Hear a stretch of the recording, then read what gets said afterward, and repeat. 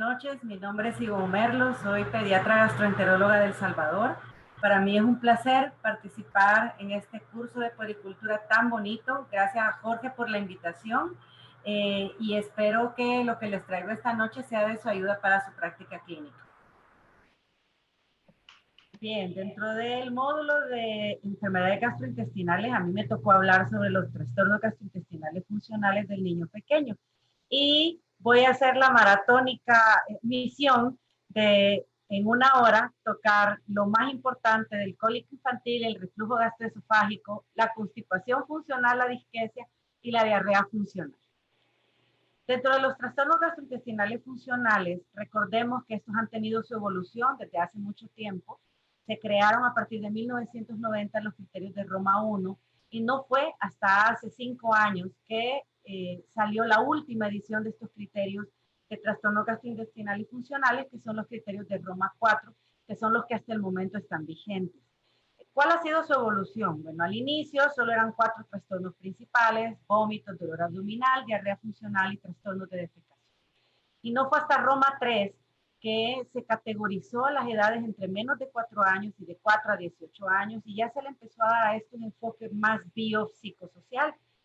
Y fue en Roma IV donde entró en vigencia los trastornos de la interacción cerebro-intestino y se subdividió las edades en pediatría de neonatos, niños pequeños abajo de 4 años, mayores de 4 años y los adolescentes. Se asume en la actualidad la existencia de anomalías en la función inmune de nuestro microbioma intestinal y que debe haber más investigación en cuanto a los biomarcadores, porque estos pueden ser una característica fundamental para abordar todos estos trastornos funcionales en la edad pediátrica. ¿Y cómo ha sido, cuál es la edad más frecuente de presentación? Veamos. En los lactantes, en los primeros 6 meses, las más frecuentes pues, son regurgitación, cólico infantil, disquesia. Luego viene la diarrea funcional y en los niños más grandecitos estos otros trastornos. Y la constipación funcional la podemos encontrar en cualquiera de todas estas etapas. Acá en este cuadrito podemos ver cuál es la prevalencia de estos trastornos, siendo la más frecuente el reflujo gastroesofágico en la etapa de lactancia, seguido de la constipación funcional y el cólico infantil, y en menor frecuencia la disquesia y la diarrea funcional.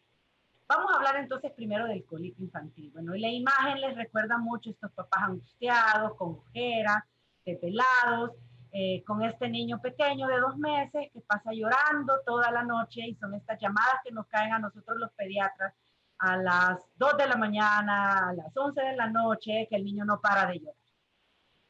Es un llanto tan molesto como inocuo, ¿verdad? Así lo describe la literatura. Recordemos que en los bebés el llanto es una forma de expresarse, es la forma que ellos tienen de comunicarse. Y si bien es cierto, causa mucha ansiedad en los padres, tenemos nosotros que tener la asperticia de descartar cualquier entidad orgánica que lo esté ocasionando y tener la función, que creo yo que es la más difícil, de tranquilizar a unos papás de un bebé con cólico. ¿Cuál es la epidemiología de estos trastornos? 1 de cada 6 familias llevan al niño a consulta por cólico infantil. Ocurre en niños sanos o con alguna patología asociada, ya la vamos a ver. Son ataques súbitos que inician y terminan sin aviso, no están relacionados con cualquier evento que los rodea, los papás no logran identificar el factor desencadenante, tienen una frecuencia bastante alta, de un 8 a un 40%, son una causa de maltrato infantil, se cree que es benigno y pues ya todos sabemos que es autolimitado, hay una edad en la que esto termina, bendito Dios, esto produce gran estrés en los padres y tiene una etiología multifactorial y es edad dependiente. Y generalmente recordemos que se presenta en la parte final de la tarde y el inicio de la noche. Dentro de los criterios para definir cólico infantil aún están vigentes los criterios clásicos de Wessel, que se crearon en 1954, que es la famosa regla de los 3, llanto por más de 3 horas al día, por más de 3 días a la semana, durante más de 3 semanas consecutivas, en un niño que aparentemente está sano y bien alimentado. Otros criterios, otra literatura lo divide en criterios primarios y secundarios, pues los primarios son los criterios de Wessels, comportamientos motores paroxísticos, las piernas flexionadas, los puños cerrados, es un niño molesto, irritable, inquieto, que generalmente es vespertino, y tenemos pues otros trastornos o criterios secundarios como la facies dolorosa, el estrés de los padres, puede haber meteorismo, estreñimiento, regurgitación, distensión. Entonces, en esta literatura se dice que deben haber al menos 3 criterios principales y uno secundario. Ahora, todo este llanto incesante de los bebés pues causa cansancio, frustración y preocupación en los papás, y entonces esto los hace consultar. Y sabemos que muchas de las intervenciones que nosotros podemos hacer surten poco o ningún efecto, y que lo que toca es esperar que el niño crezca, madure gastrointestinalmente para que esto vaya desapareciendo. El gran reto del pediatra es entonces identificar y tratar aquellos bebés con ciertos problemas gastrointestinales bien identificados y ayudar a los padres a entender que este llanto es inocuo, es benigno, y que realmente no tenemos que hacer exámenes innecesarios, y que no existe un problema gastrointestinal de base la mayoría de las veces. Para esto tenemos que saber cómo es la curva normal del llanto de un bebé, porque como vimos, es una expresión normal de un niño. Y vemos que a los 2 meses es el pico del llanto de los bebés y es cuando más cólico tienen, y que generalmente estos episodios van a ir desapareciendo más o menos por los 4 meses. Y tenemos niños que son los llorones promedio, ¿verdad? Que lloran unas 2 o 3 horas al día. Tenemos los niños que tienen un patrón de llanto muy alto, que pueden llorar hasta 6 horas continuas. Y los niños que son poco llorones, que son los niños que tienen periodos de menos de 1 hora de llanto. ¿Cómo viven los padres el cólico infantil? No sé, ojalá que escuchen. Está el niño llorando pues muy intensamente, y pues esto a cualquiera a las 2 de la mañana o a las 11 de la noche pues desespera. ¿Qué es lo que nosotros encontramos? El llanto excesivo, las piernas encogidas, arqueo de la espalda, puños apretados, el abdomen rígido. Tienen una dificultad para tranquilizarse, están muy rojitos, se ven angustiados, pero quizás más angustiados los papás. Y pues el llanto es bastante elevado, tiene un tono muy elevado. Y esto se agrava porque a veces pensamos que el llanto del niño es para que le den de comer y le den de comer, y entonces son niños sobrealimentados, niños que a veces les empiezan a dar jugos de fruta cuando todavía no están en una edad de recibirlo, o serán niños a veces con alergias alimentarias o alergia a proteína de leche de vaca, que se puede asociar a llanto muy intenso, o niños muy estresados que tienen papás muy ansiosos, papás muy controladores, con una disfunción familiar, que pues eso también se transmite al niño, y pues estos tienen un estrés emocional importante. A nivel gastrointestinal, ¿qué puede ocurrir? Inmadurez, hipertonía transitoria del esfínter anal, que hace que no evacúe de forma adecuada, hay disminución de colecistoquinina, aumento de motilina, niveles altos de serotonina, inflamación de mucosa. En cuanto al ambiente familiar, puede haber una familia disfuncional, hay una mala interpretación de la conducta del niño, a factores socioeconómicos que pueden estar influyendo, ansiedad de los padres, si hay padres fumadores, esto se ha demostrado que tiene mucha relación con el cólico infantil, o niños con alergias alimentarias, o que tienen intolerancia a la lactosa o a otro trastorno pues ya bien definido.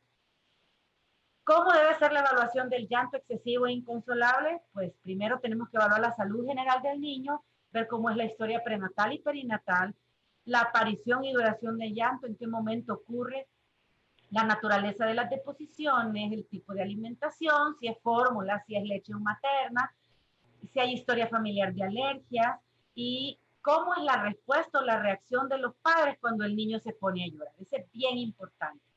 Mucho se habla de intervenciones farmacológicas para tratar de detener el llanto, y pues mucho se habla o se utiliza la famosa simeticona, que en todos nuestros países pues es de venta libre, y vemos nosotros que así como la simeticona hay otras intervenciones farmacológicas como la diciclomina, que pues ahora está prohibida en los niños pequeños, manzanilla, verbena, té de menta, dar bebidas azucaradas, dar gotitas de lactasa o empezar con fórmulas de soya. Se ha visto que todas estas intervenciones pues no, en los estudios, no son mejor que el placebo, entonces realmente no tienen peso o evidencia científica que su uso va a mejorar la evolución del cólico infantil. Y aquí vemos en este cuadro, que no me voy a detener, solo quiero que vean esto que estoy remarcando.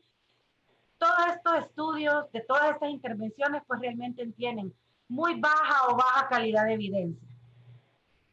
Ahora, en cuanto a las intervenciones del comportamiento, aquí sí tal vez tenemos algo nosotros que hacer. Y recordemos nada más rapidito que el grado A es que tienen efectividad demostrada, el grado B que se debe considerar que probablemente ayude y el grado C es que no está demostrada su efectividad. Entonces, ¿cuáles son estas intervenciones en comportamiento?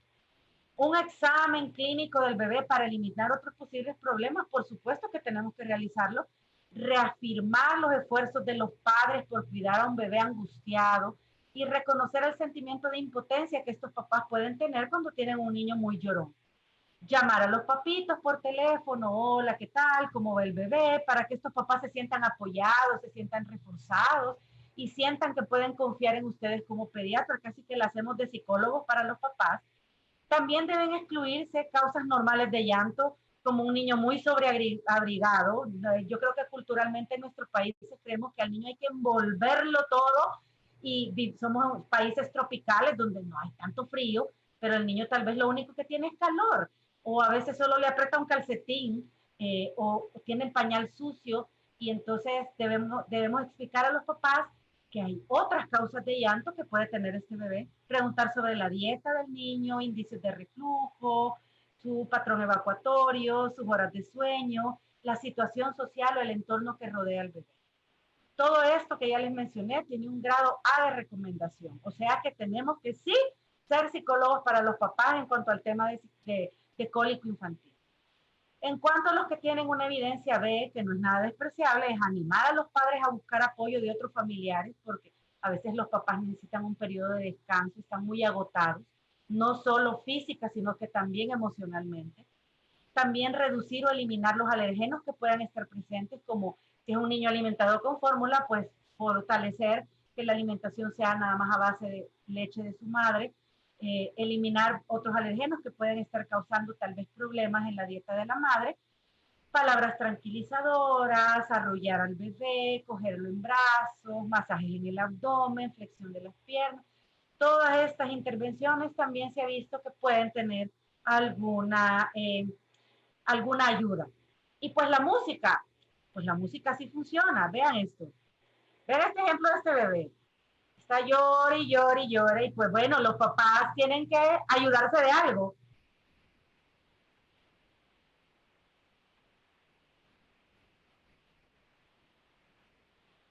Y pues sí, a veces la música, a veces los famosos, los famosos ruidos blancos como el motor del carro, la lavadora, la secadora de pelo, todos estos ruidos blancos también sí se ha demostrado que pueden ayudar con el cólico infantil. Rápidamente vamos a pasar a nuestro otro trastorno funcional que es el reflujo gastroesofágico. Vamos a tratar de diferenciar bien la regurgitación y el vómito, que son los signos clínicos que nosotros vemos en un niño con reflujo.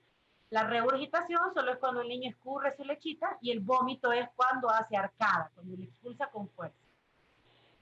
La diferencia entre reflujo gastroesofágico y enfermedad por reflujo gastroesofágico es que el reflujo gastroesofágico nada más es el paso involuntario de este material gástrico hacia la boca, pero cuando esto produce repercusiones en la calidad de vida de este niño y ya tiene consecuencias clínicas, es un niño con falla de medro, un niño que duerme mal, se alimenta mal, no gana peso, entonces ya estamos hablando de una enfermedad por reflujo gastroesofágico y hay que hacer la diferencia porque el reflujo gastroesofágico dentro de todo es fisiológico y no tenemos a veces que hacer mayor intervención farmacológica. También hay otras clasificaciones descritas como el reflujo primario, que es resultado de una falla primaria de la motilidad gastrointestinal. El secundario, por ejemplo, un niño con acidosis tubular renal va a ser un niño vomitador y su causa es metabólica. O niños con parálisis cerebral infantil o con algún otro trastorno neurológico, por supuesto que va a tener episodios de reflujo. Y el reflujo oculto, donde no vemos manifestaciones gastrointestinales típicas, sino que es un niño con tos crónica, un niño con disfonía, que tal vez lo que tiene son manifestaciones atípicas de reflujo. Dentro de todo el fisiológico es postprandial, casi siempre ocurre después de comer, es de corta duración, no produce mayores síntomas, es el que llamamos nosotros los pediatras el vomitón feliz. eh, poco frecuente durante el sueño, no tiene mayor trastorno dentro de su motilidad primaria y va disminuyendo paulatinamente con la edad. ¿Y cómo va disminuyendo? Vemos acá que el pico de presentación del reflujo gastroesofágico, al igual que el cólico infantil, es cerca de los 2 o 3 meses.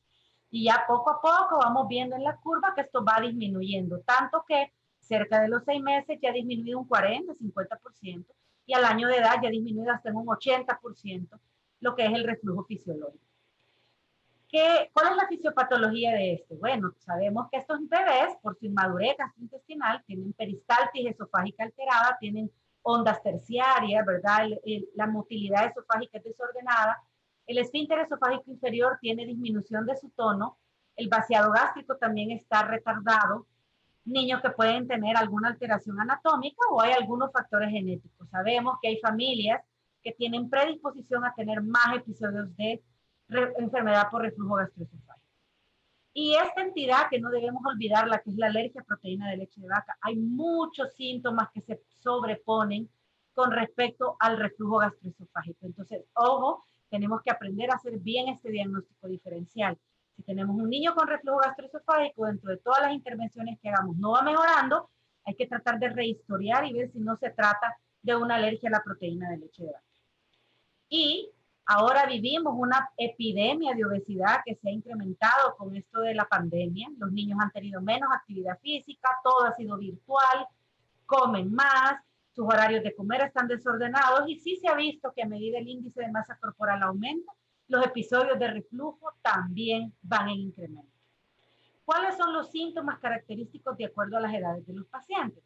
Pues en los lactantes, la regurgitación, el vómito y el llanto excesivo son los que predominan. Y ya en los escolares y adolescentes que ya pueden expresarse, dicen, sí, siento pirosis, ellos no dicen la palabra pirosis, pero sienten que se les sube el ácido hasta la garganta, le refieren el dolor típico epigástrico o a veces dolor retroesternal.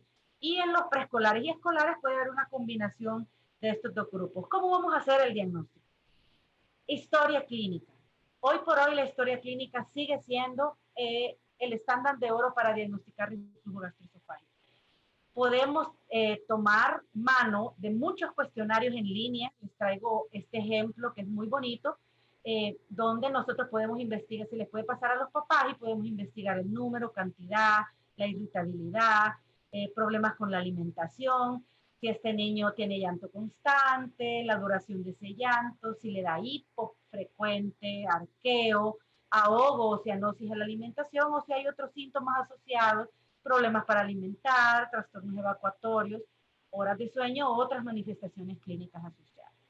También tenemos estudios radiológicos. Ahora bien, tenemos el tubo digestivo superior, así se llama en mi país, me imagino que es similar, ¿verdad? Puede ser el tubo digestivo superior, en otros lados le llaman esofagograma. Es un estudio con material de contraste donde vemos el trayecto del esófago y un poco pues podemos darnos cuenta cómo está la anatomía del esófago. Recordemos que el tubo digestivo superior no va a discriminar entre reflujo fisiológico o patológico. Este estudio solo me va a decir si en el momento del examen a mí me dio un episodio de reflujo. Entonces yo no puedo abusar de la radiación a un bebé o estarlo radiando, dejándole exámenes contrastados cuando por clínica es un niño que tiene mucho hipo, regurgita. Sí, no es necesario. ¿Para qué si no sirve? Para malformaciones anatómicas. Si yo sospecho que ese reflujo es causado por una anomalía anatómica o quiero descartarlo, sí me sirve. Por ejemplo, las atresis esofágicas, acá ven, la estenosis esofágica, las estenosis hipertróficas del píloro, aunque también se pueden ver por ultrasonido, las membranas duodenales, las hernias del hiato, ¿sí? Son bastantes alteraciones anatómicas que podemos discriminar con los estudios radiológicos. ¿Qué pasa con el gamagrama de vaciamiento gástrico? Como su nombre lo dice, es un estudio de medicina nuclear que me habla del tiempo del vaciado gástrico y para eso me sirve específicamente. Lo utilizo más que todo cuando estoy haciendo estudios de investigación. Y también las broncoaspiraciones las puedo ver tanto en un tubo digestivo superior como en un gamagrama de vaciamiento gástrico. Entonces, en niños con trastornos neurológicos, con retrasos en el neurodesarrollo, puede ayudarnos para documentar que hay broncoaspiración.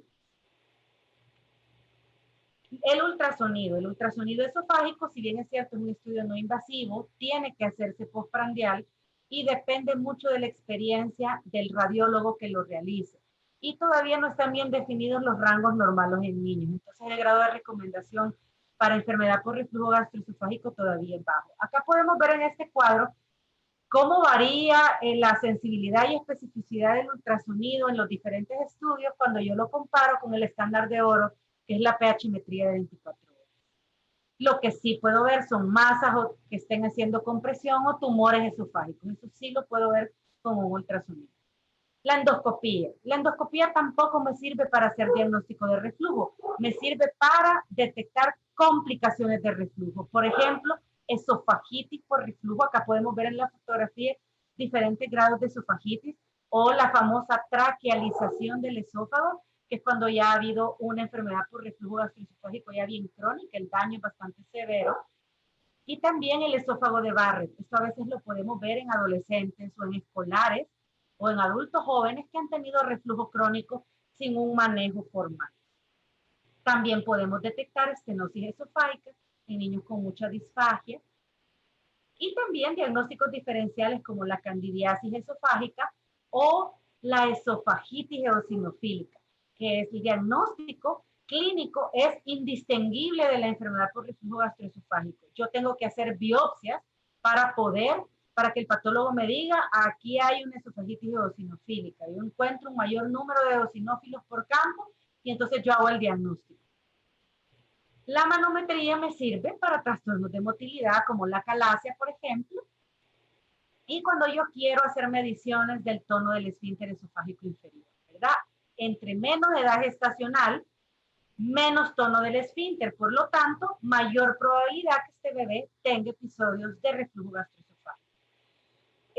También me sirve cuando yo necesito discriminar algún otro trastorno de la actividad motora esofágica. Pero para diagnóstico de reflujo, el grado de recomendación es bajo. pHmetría sigue siendo el estándar de oro, es el que quizás en nuestros países tenemos un poquito más de disponibilidad, aunque ahora es mejor la impedanciometría, pero por el costo, pues a veces nos ayudamos un poco más de la pHmetría. Cuando yo quiero hacer estudios de investigación, cuando yo quiero comparar o hacer relación de síntomas con episodios de reflujo, tengo que hacer pHmetría. Me detecta el reflujo nocturno y diurno y también los cambios de posición. Acá está el aparato que se coloca a 4 centímetros arriba del esfínter esofágico inferior. Tengo que hacer un control radiológico cuando lo pongo. Se puede hacer a cualquier edad, tanto en niños pequeños, en prematuros, como en niños mayorcitos, ¿verdad? La sonda es sumamente delgadita y yo paso esta información a un software donde me dice cómo se está comportando estos episodios de ácido.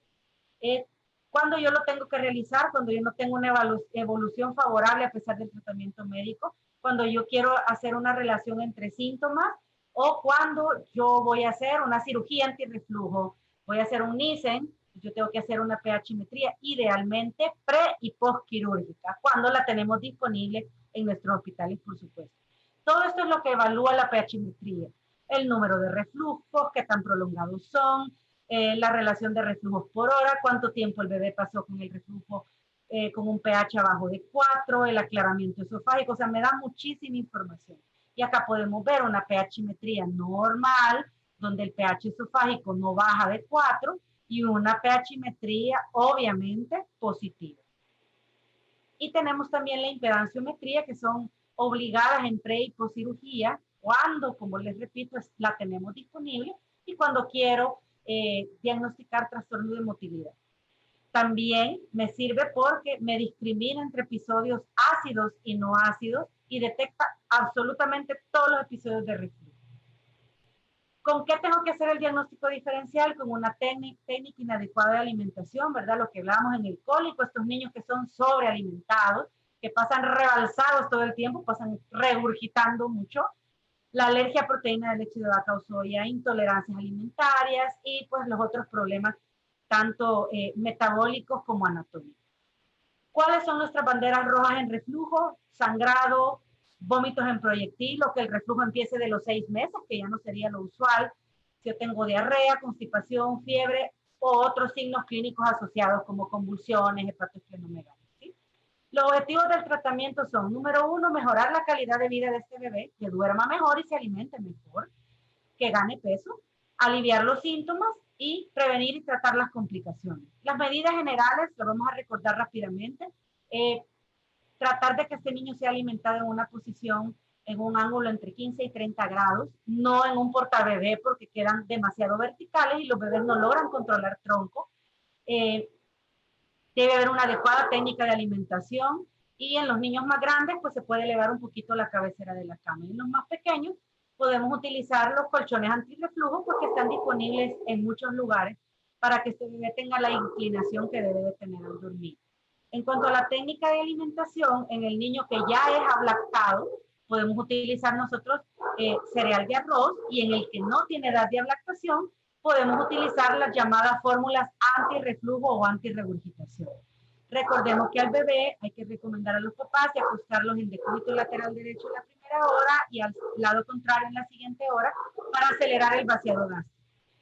El que está gordito tiene que bajar de peso, tenemos que mejorar los hábitos y en los más grandes también evitar todo lo que son los irritantes. Hay muchos medicamentos que podemos utilizar, no me voy a detener en ellos, ¿verdad? Nada más para que los tengamos presentes, podemos utilizar todo este tipo de medicamentos. También los procinéticos son de utilidad. Los antagonistas H2 como la ranitidina, a esa dosis, a la dosis de 5 a 7 miligramos por kilo día, dividido en 2 dosis, recordando que con la ranitidina podemos tener un poco de taquifilaxia, es decir, que la misma dosis que me funciona ahorita puede ser que no me funcione más adelante, porque recordemos que hay otros receptores, no solo los H2, que están implicados en la producción de ácidos, y entonces podemos utilizar los inhibidores de bomba de protones, ¿verdad? Cuando ya el niño esté en la edad de poderlos utilizar, entonces la dosis de 1 a 2 o hasta 3 miligramos por kilo día, una dosis al día. El tratamiento quirúrgico, cuando hay broncoaspiración, hay que hacerlo porque si no este niño va a tener una neumonía por aspiración. Episodios de apnea. En el síndrome de muerte súbita del lactante es controversial el manejo quirúrgico, cuando hay anomalías anatómicas, por supuesto, o cuando tenemos niños con trastornos neurológicos importantes asociados a alteración en la mecánica de la deglución. No esperemos a que estos niños lleguen a los 10 años pesando solo 10 kilos porque se alimentaron mal para hacerles un Nissen y una gastrostomía, ¿verdad? Sino que hagámoslo tempranamente porque el estado nutricional de estos bebés es muy determinante para la mejoría también de su estado neurológico. Complicaciones, esofagitis, hemorragias, estenosis, incluso el adenocarcinoma. Hay niños que tienen asociados reflujos crónicos, ojo con eso. Estos niños deben ser referidos al gastropediatra porque a veces no hacemos buenos manejos y aunque los síntomas mejoran cuando se siguen estos niños de forma histológica, tienen histología normal y entonces este reflujo crónico los condiciona a estenosis esofágica, esófago de Barrett y adenocarcinomas en las etapas adultas jóvenes. El diagnóstico sigue siendo por historia clínica y examen físico. El diagnóstico diferencial es de vital importancia. Deberían ser tratados inicialmente con medidas conservadoras como buenas técnicas de alimentación, cambios de posición, espesamiento de la fórmula. La falla del tratamiento en realidad a veces puede ser una falla en el diagnóstico o cuando ya tenemos una complicación y tenemos que investigar. Bueno, y vamos a hablar de la constipación funcional y la disquesia infantil. Para saber si un niño está constipado, yo debo saber si el patrón evacuatorio es normal. Sabemos que el niño alimentado con leche humana, pues su patrón evacuatorio es bien variable. Puede ser que evacúe cada vez que come o puede pasar hasta 3 o 5 días sin evacuar, toda vez esta evacuación sea blanda y sin dificultad. Y el niño que ya controla esfínteres, su patrón evacuatorio debe ser entre 3 veces al día, que es lo más fisiológico, hasta 3 veces por semana, toda vez esa evacuación sea suave y no cause ni dolor ni dificultad. ¿Cuáles son los periodos en los que un niño se constipa de forma funcional? Casi siempre coinciden con los cambios de alimentación. Entre los 4 y los 6 meses, cuando este niño que ha sido alimentado con lactancia materna exclusiva o ha sido alimentado con fórmula, pasa a ser ablactado y la mayoría de los alimentos que dejamos pues causan estreñimiento, que el cereal de arroz, que la papa, que el whisky, la zanahoria cocida, todo eso estreñe. El otro periodo es cerca del año de edad, cuando se adaptan a la dieta familiar, y si esta familia tiene malos hábitos alimentarios, pues se constipa. Y el otro periodo no despreciable es cuando ocurre el entrenamiento para el baño, cerca de los 2 años. Si este entrenamiento se da de mala forma y el niño empieza a tenerle miedo al baño o se empieza a sentir muy presionado, va a empezar a estreñirse. Y esta quizás es la etapa más frecuente con la que el niño se estreñe de forma funcional. La frecuencia de la constipación pues varía. Nosotros los gastropediatras, 1 de cada 3 o 4 pacientes viene a nuestro consultorio por estreñimiento. Al pediatra quizás es con menos frecuencia. La mayoría de estos pacientes tienen historia familiar de estreñimiento. Eso hace que la familia no consulte de forma adecuada o no consulte a tiempo, porque a veces creen que porque la mamá es estreñida, sí le salió el niño, y pues ya no consultan porque dicen que salió igual que su mamá. El 40% de estos niños más o menos van a desarrollar síntomas en el primer año de vida. Entonces es bien importante que cuando hagamos los controles de niños sanos, que es cuando con más frecuencia vemos a estos bebés, no solo nos dediquemos a medir, pesar y poner vacunas, también preguntemos por los hábitos evacuatorios, porque podemos hacer diagnóstico bastante temprano del problema y evitar complicaciones. ¿Qué es la continencia fecal? La continencia fecal es la habilidad que todos tenemos para saber que el pupú ahí viene, que el ámpula rectal está llena y que lo que viene es sólido, es líquido o gas, ¿sí? Eso todos lo sabemos distinguir. Y también tenemos un componente que es voluntario. Esta continencia es bastante compleja, pues hay muchos sistemas implicados, pues como ven en la diapositiva, y para que esta evacuación normal se produzca se requiere un volumen adecuado de materia fecal en el recto, que la anatomía de mi área no rectal esté íntegra y que mis reflejos estén funcionando bien. Y también debo tener una participación voluntaria, debo tener el deseo de ir al baño. A diferencia de la disquesia infantil, que la disquesia infantil es este niño que llora, puja, hace un gran escándalo y se ve como que estuviera sufriendo para hacer pupú, pero cuando hace, su evacuación es blanda. Y entonces la misma mamá en el consultorio nos dice, es que viera cómo puja, y viera y se pone y se queja, pero lo raro, doctora, es que cuando hace suavecito, no entiendo por qué. Porque la disquesia infantil, recordemos que es una incoordinación del reflejo evacuatorio, que es benigna, que es autolimitada, se va a resolver de forma espontánea.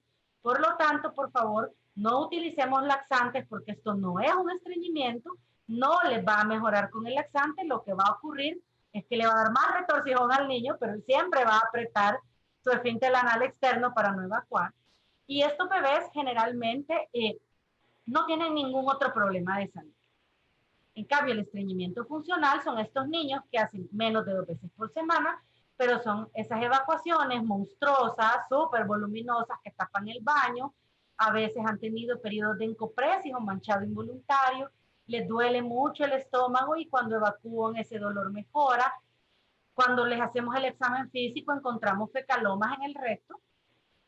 El 90% de estos pacientes cuando consultan llegan impactados.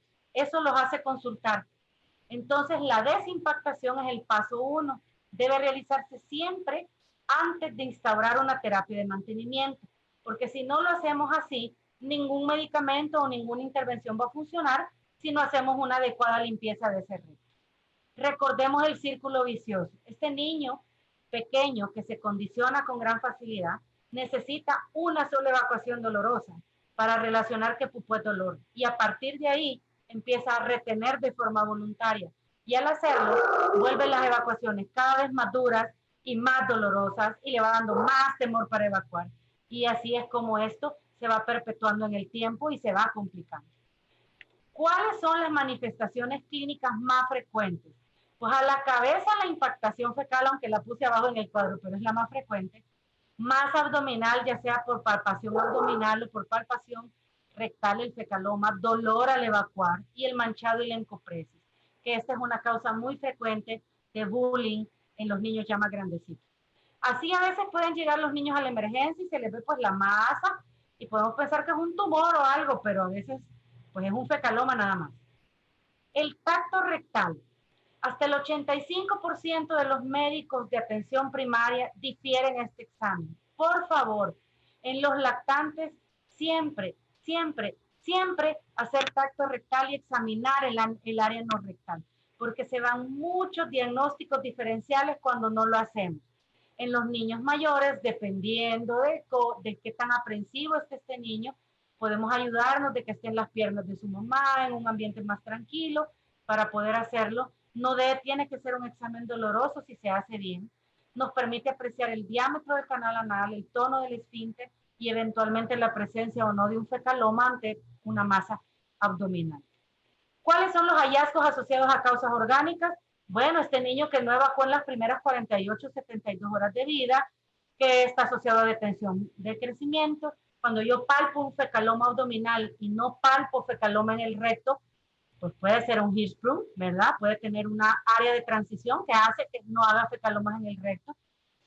Niño que tenga, cuando yo haga el tacto rectal, tenga una evacuación muy explosiva, pues debo buscar anos ectópicos, alguna malformación a nivel de la región lumbosacra, ¿verdad? Todas estas cosas yo las tengo que investigar. ¿Cuáles son las banderas rojas en constipación? Inicio antes del año de edad, retraso en la expulsión de meconio, detención de crecimiento, no, que este niño haga fecalomas y que voluntariamente no esté haciendo retenciones, que no haya manchado, que no haya encupresis y que la ámpula rectal le encuentre al tacto. En estos pacientes siempre pensar en algo orgánico y no que sea algo funcional. Ayudémonos en los niños más grandes de la escala de Bristol. A veces ellos no pueden como expresar cómo son sus evacuaciones, entonces saquemos la tablita, la tenemos a la mano todos, la podemos descargar y tener impresa nuestra tarjetita en el escritorio y le decimos al niño que nos señale cómo salen sus evacuaciones. En el lactante tenemos otras limitantes porque él no puede expresar y usa pañal, entonces la forma de la evacuación va a cambiar. Entonces, en estos niños hay una falta de definición clara y entonces la escala de Bristol, pues sabemos que es para niños más grandes o del adulto. Luego se creó una escala de Ámsterdam, que es para el niño que usaba pañal, pero pues como ven se ve algo enredada y complicada. Y luego dijeron, bueno, no, hay que crear otra escala y se creó la escala de BITS, la escala de Bruselas, donde combina el Bristol con la Ámsterdam y tenemos algo un poco más práctico. Esta escala ya está validada como un instrumento confiable para evaluar las heces de niños entrenados en el inodoro, no entrenados en el inodoro, perdón, que usan pañal, y ahí les pongo la página donde la pueden descargar. Es sumamente fácil al momento de nosotros pasarle en el consultorio y muy útil, nos da mucha información. ¿Qué otros estudios mandan en las unidades de emergencia? No me van a dejar mentir que lleva un niño tapado y lo primero que hacen es tomarle una radiografía. Y si yo ya luego el examen físico y ya sé que lo que hay es un fecaloma, y si yo hago un tacto rectal y tengo historia de estreñimiento y tengo un fecaloma en el área rectal, ¿para qué diantres le voy a tomar una placa? ¿Sí? Este estudio no debe hacerse de forma sistemática. Por favor, dejemos de tomarle placa a todos los niños estreñidos que llegan a la emergencia. Tiene un nivel de evidencia 1A en que no debe recomendarse de forma sintomática. ¿En qué niño sí lo vamos a usar? ¿En qué niño me cuesta palpar en el abdomen? Pues en este niño obeso. Si tengo un niño con sospecha de abuso sexual, por supuesto que no voy a revisar el área genital, yo voy a tomar una placa. Bueno, aquel niño que está demasiado aprensivo, en el que yo no puedo hacer un buen examen físico, pues me ayudo de la radiografía. Pero por favor no abusemos de ella. El enema de vario contrastado. Cuando yo sospecho de malformaciones anatómicas, lo voy a mandar. Cuando yo sospecho de estenosis colónica, cuando yo sospecho de enfermedad de Hirschsprung, y esto tiene un nivel de evidencia 1B. Cuando yo sospecho Hirschsprung, debo saber pedir el enema contrastado. Yo debo pedir enema contrastado para Hirschsprung o enema contrastado para megacolon, porque hay diferentes tipos de enemas de vario. También está el enema de vario de doble contraste, que ese yo lo mando para una enfermedad inflamatoria intestinal. El enema para Hirschsprung no se hace con el colon limpio, se hace con el colon, con el niño lleno de heces, porque lo que yo necesito ver es la zona de transición. También tengo otros estudios que pues ya son más específicos cuando yo quiero diferenciar entre un niño constipado en el que él tiene una continencia fecal no retencionista, yo mando un tránsito colónico con marcadores, pero esto pues ya son estudios ya para el gastroenterólogo. Si veo alguna malformación, a grosso modo, en su región lumbosacra o un ano ectópico o quistes pilonidales o algo, pues por supuesto que voy a mandar una resonancia magnética para yo ver si la constipación es producto de una malformación a ese nivel, y la manometría no rectal cuando yo estoy sospechando de un problema de motilidad. El diagnóstico diferencial a la cabeza con enfermedad de Hirschsprung, con alergia a la proteína de leche de vaca, sale a bailar aquí también, pseudoobstrucción intestinal crónica, displasias neuronales, otras enfermedades metabólicas. ¿Cómo yo voy a hacer mi tratamiento? ¿Cómo yo lo voy a manejar? Los objetivos son educación, educación, educación, y lo pongo primero porque es lo más difícil de hacer. Cuando nosotros vamos a instaurar un tratamiento, debemos educar bien a estos papás. Desimpactar como paso uno, instaurar una buena terapia de mantenimiento, aliviar los síntomas y mejorar la calidad de vida. Si es un lactantito, hay que enseñar a los papás cómo hacer los masajes abdominales y cómo hacer los ejercicios con las piernitas. Aquí en las fotografías pueden ustedes ver la forma correcta de realizarlo.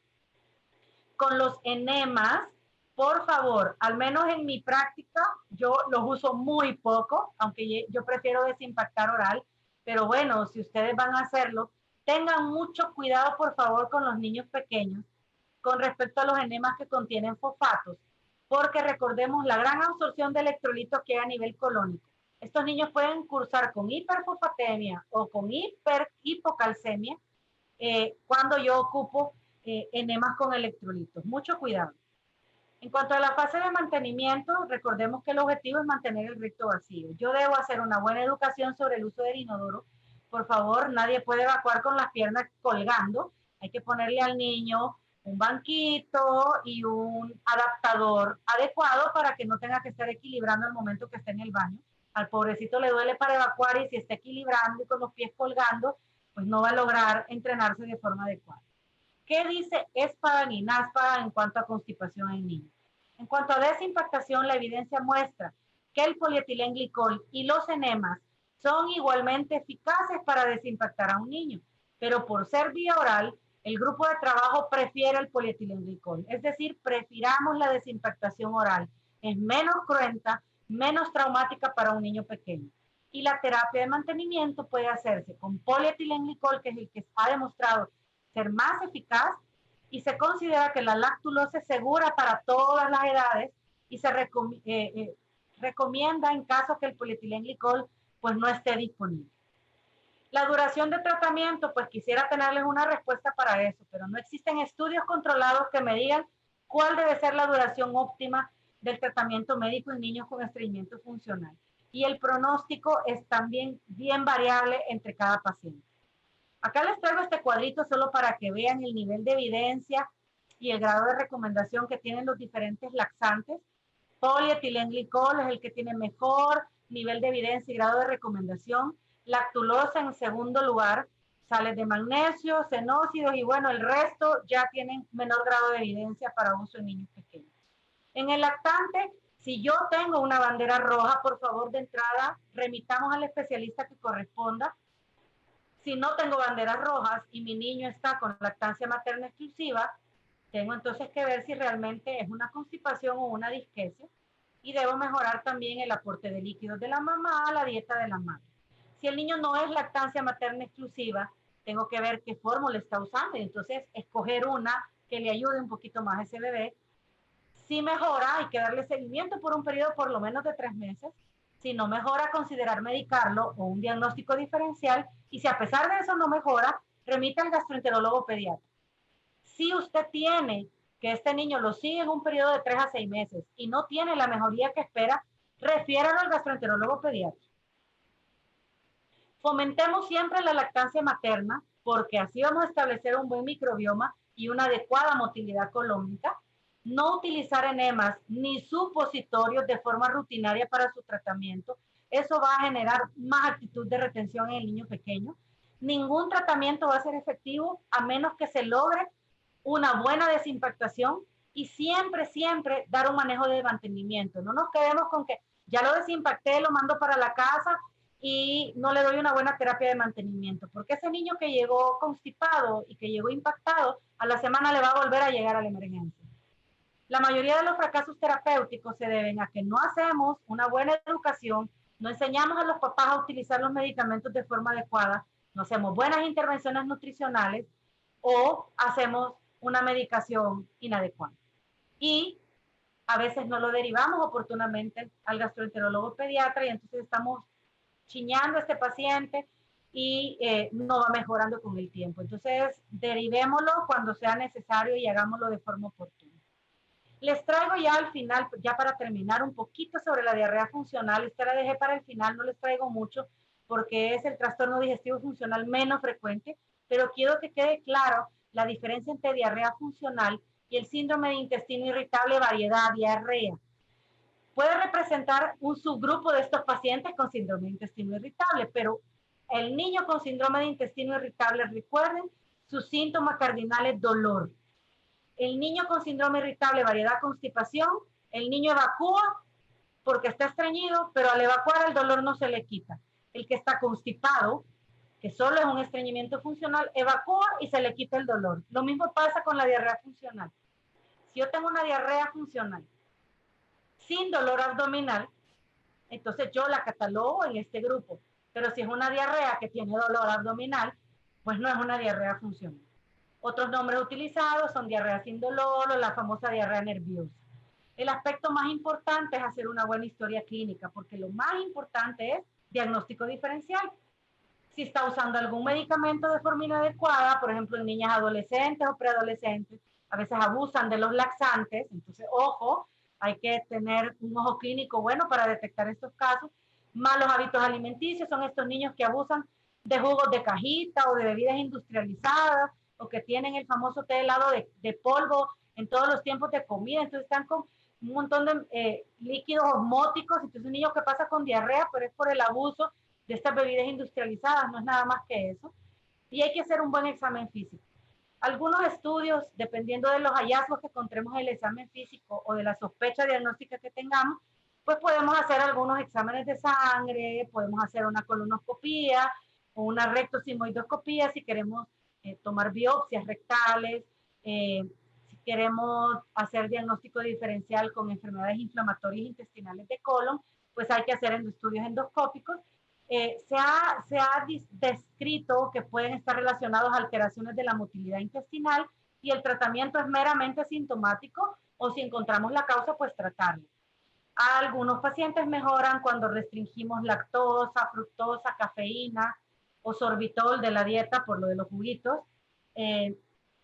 También en algunos pacientes ya preadolescentes o adolescentes se benefician de algún antidiarreico, ¿verdad? Pero siempre hay que hacer primero un buen diagnóstico diferencial. Y los criterios diagnósticos son heces sueltas o acuosas en más del 25% de las evacuaciones sin que el dolor o la distensión abdominal sea molesta. Y los criterios se deben cumplir al menos por 3 meses y con la aparición de los síntomas al menos 6 meses antes del diagnóstico. Entonces, si ven, es muy poco frecuente, pero pues es bueno que conozcamos este diagnóstico diferencial.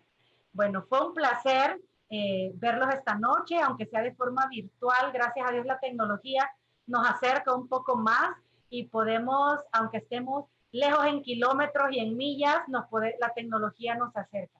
Fue un placer estar con ustedes. Quedo a sus órdenes. Aquí están mis redes sociales, mi correo electrónico para cualquier duda y nuevamente muy agradecida por la invitación.